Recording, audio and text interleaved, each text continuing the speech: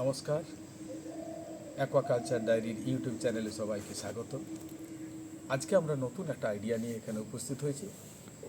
এই যে আমাদের অ্যাকোয়াকালচারের সঙ্গে সঙ্গে কৃষিরও কিন্তু উন্নতির প্রয়োজন। তাহলে শহরে আমরা মাছ চাষ করার জন্য বিভিন্ন টেকনিক আমরা বার করেছি, যেমন চৌবাচ্চায় মাছ চাষ করা বা অ্যাকোরিয়ামে মাছ চাষ করা। তাহলে এই কৃষিটাকে আমরা কি করে শহরে করতে পারি? শহর বা শহরতলিতে এই কৃষিকার্য করার জন্য কারো যদি এক টুকরো অন্তত জমি থাকে বা সেখানে যদি টবেও করতে চান, সেটা কিন্তু করতে পারেন। তার জন্য কি দরকার, সেই আইডিয়া নিয়ে এখানে উপস্থিত। এখানে আমরা দেখাচ্ছি যে এখানে যে জলের সোর্স একটা দরকার, সেই জলের সোর্স এবং ম্যানুয়ারিংয়ের সোর্স। কারণ শহরে কিন্তু এই যে জলের, এটা তো আর গ্রামের নয় যে শহরে জল এবং ম্যানুয়ার আমি কোথায় পাবো। এর জন্য সেটা অর্গানিক ম্যানুয়ার। দেখুন এখানে এই জায়গাটাতে দেখুন, এই যে জলটা এটা কিন্তু সংগ্রহ হয়েছে একটা, আমার এখানে এই যে পুরো যে বাগানটা রয়েছে তার কোনা একটা পাতকুয়া আছে, এই পাতকুয়াটার কাছে পড়ে আসছে, সেই জলটা আমরা তুলেছি। এতে তাহলে আমার সুবিধা কী আছে? এই যে আরবান এগ্রিকালচার করার জন্য, অর্থাৎ চারিদিকে কিন্তু বিল্ডিংয়ে ভরা, সেই জায়গায় এই আরবান যে এগ্রিকালচার করার জন্য আমার সুবিধা কী আছে? দেখুন বড় বড় বিল্ডিং কিন্তু চারিদিকে মাথা তুলে দাঁড়িয়ে আছে, কিন্তু এই জায়গাটাতে কিন্তু আমার কৃষিকাজ করার জন্য কোনো অসুবিধা নেই। আমরা এখানে যে বলেছিলাম যে জলটা যেটা তুলেছি সেটা যে কুয়ো থেকে, এবং জলটা শুধু নয়, এখানে কিন্তু এটাকে লিকুইড ম্যানিউর বলা যেতে পারে। কারণ এখানে যে একটুখানি এটা মাটিটা খুঁড়লে মোটামুটি 5-6 ফুটের পরে এটা কিন্তু একটা জল পাওয়া যাচ্ছে, যেটা কিন্তু সিপেজ হয়ে সেই কুয়াতে জমা হচ্ছে।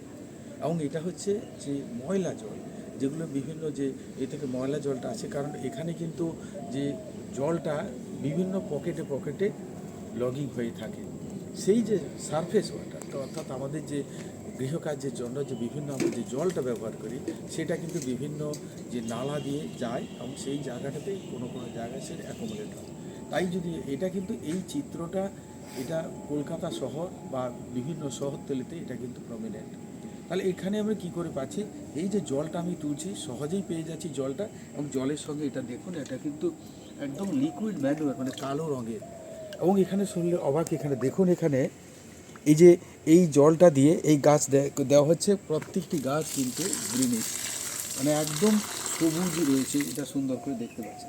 এখানে আরেকটা দেখাচ্ছি, এখানে দেখুন একটা বেগুন, এবং এই জায়গাতে এই গাছগুলোতে আমি কোনো এখানে রকম সার, না জৈব সার না রাসায়নিক সার এখানে ব্যবহার করছি।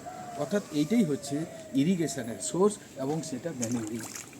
এইভাবে আমরা গাছ তৈরি করে এখানে বিভিন্ন রকম গাছ তৈরি করেছি। এখানে পেঁপে গাছ আছে, এবং একটুখানি জাস্ট যদি আপনারা দেখা যায়, এটাকে আমি আপনাদের দেখাবো যে চারিদিকে যে গাছগুলো করা হয়েছে প্রত্যেকটা কিন্তু গ্রিনারি। এখানে যখন সবজি হয়েছে, বিভিন্ন রকম শাক পাতা হয়েছে, তেমনি কিন্তু এখানে যে রয়েছে কোনো গাছে কিন্তু এখানে আমরা এই সারটাকে কোনো ব্যবহার করি না, প্রত্যেকটি গাছ কিন্তু গ্রিনারি রয়েছে।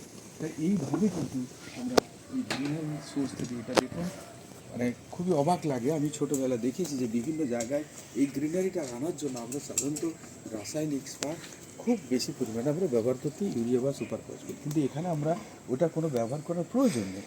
কারণ তাহলে যে এই যে সোর্স যেটা রয়েছে, অর্থাৎ এই যে আমাদের যদি একটু মানে মাটিটা খুঁড়ি, সেই জায়গা থেকে আমি করতে পারছি কি একটা সারফেসে যে ওয়াটার, এবং এই জায়গাটা একটা বলার প্রয়োজন।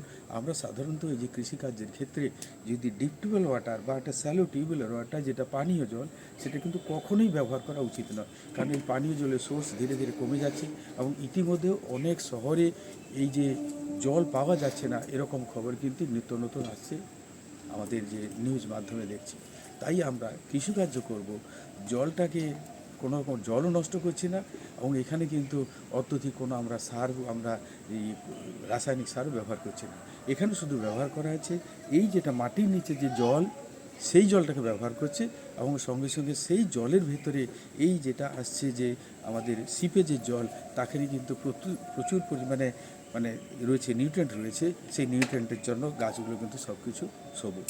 বাগানে আমার এটা যে এই বাগানটাতে প্রায় 2000 স্কোয়ার ফিট রয়েছে, সেই জায়গাটাতে আমি কীভাবে বাগান করা আছে দেখুন। এই কোনায় হচ্ছে সেই যেটা বলেছি যে আমার পাতকুয়া রয়েছে, এবং সেখানে আমরা এই যে বালতি করে আমরা জল তুলে নিচ্ছি,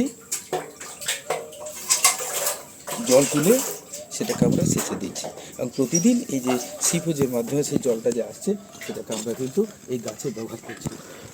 এবং এই জায়গাটা শুধু তার মানে আমরা এরকম পট ইরিগেশন করার জন্য করতে পারি, আর দরকার হলে আপনার বড় বাগান থাকলে আমি সেই জায়গায় আপনি টুলু পাম্প দিয়েও করতে পারেন। এই দেখুন প্রত্যেকটা গাছ দেখুন, একটু তাকিয়ে দেখুন, প্রত্যেকটা গাছ কিন্তু একদম সবুজ, সবুজের যেন সমারোহ। এখানে হয়েছে নানা রকম যে শাকসবজি রয়েছে সেই জায়গা কিন্তু প্রত্যেকটা গাছের চেহারা কিন্তু যথেষ্ট ভালো। আমরা যদি আর একটু এগিয়ে আসি, এটা দেখুন চারিদিকে দেখুন, এটা যা যা গাছ হয়েছে সার ছাড়া যেটা, এটা কিন্তু সম্ভব হয়েছে এই যে আমাদের লিকুইড যেটা ম্যানিওর, যেটা আমাদের এই ময়লা জলের সঙ্গে আসছে, যেটা সিপোজের মাধ্যমে এই যে এখানে আমাদের কুয়াতে জমা হচ্ছে, সেটাকে আমরা ব্যবহার করছি। তার মানে আমরা এই আরবান এগ্রিকালচারের ক্ষেত্রে আমাদের বিশেষভাবে যেটা মনে রাখার দরকার, যে আমরা যদি জলটা যেটা ব্যবহার করব, আমরা টবে হোক বা যে কোনো কাজের জন্য আমরা কিছুতেই ওটাকে ব্যবহার করা উচিত না। কারণ আমাদের যদি ওই পানীয় জলটাকে ব্যবহার করে আমাদের ক্রাইসিস হবে, তাহলে এগ্রিকালচার কীভাবে করব তার একটা এখানে এখানে আলোচনা করবেন। তাই শহর বা শহরতলিতে আমি যদি কোনো এগ্রিকালচার, মূলত আমরা এই যে বিভিন্ন রকম ভেজিটেবল যদি আমরা প্রোডাকশান করতে চাই বা সেখানে সেটা কিন্তু করা সম্ভব। তার জন্য জলেরও যেমন আমাদের দরকার, আমরা ওই যে নর্মাল জলকে আমরা ব্যবহার করলাম না, এটা বলতে পারি যে আনকনভেনশনাল যে রিসোর্স, অর্থাৎ যে মাটির নিচে যেটা এই যে ময়লা জলটা বিভিন্ন জায়গায় যে এটা সিওজের মতো যে জলটা আসছে, সেই ময়লা জল দিয়ে আমরা করছি। ময়লা জলে মাছ চাষের যেটা একটা নতুন দিগন্ত আছে, যেটা ইস্ট ক্যালকাটা ওয়েটল্যান্ড আমাদের কলকাতাতে প্রায় 300 বছরের পুরনো, সেখানে হয়। কিন্তু এই যে ছোট ছোট মাটির নিচে একটুখানি গর্ত করলে যে জলটা পাওয়া যাচ্ছে, সেটা কিন্তু সিওজ ওয়াটার। সেই জল দিয়ে যেমন আমার ইরিগেশন হচ্ছে, সেই জল দিয়ে আমাদের ম্যানিউরটা হয়ে যাচ্ছে, অর্থাৎ সেখানে আমরা এই যে ক্রপটাকে আমরা কিন্তু অতি সহজে তৈরি করতে পারছি। এবং এইভাবে আমরা যদি করি, তাহলে আমাদের নিত্য প্রয়োজনীয় যে বিভিন্ন যে ক্রপগুলো সেটা কিন্তু আমরা পেতে পারি। এইভাবে আশা করি যে এই আলোচনা আপনাদের কাজে লাগবে এবং আপনারা এই যে আইডিয়াটা, অর্থাৎ যে ইনোভেটিভ আইডিয়া, অর্থাৎ মাটিটাকে খুঁড়ে সেটা জল সংগ্রহ করুন এবং সেই জলটাকে নিয়ে আপনি সেচ করুন, তাহলে আপনার জলেরও যোগান মিটবে এবং সেক্ষেত্রে সারটাও যথেষ্ট পরিমাণে যে গাছের গ্রিনারি রাখার ক্ষেত্রে সুবিধা হবে এবং এই পদ্ধতিতে পুরো ফুলি অর্গানিক যে ভেজিটেবলস বা এগুলো আপনি তৈরি করতে পারবেন।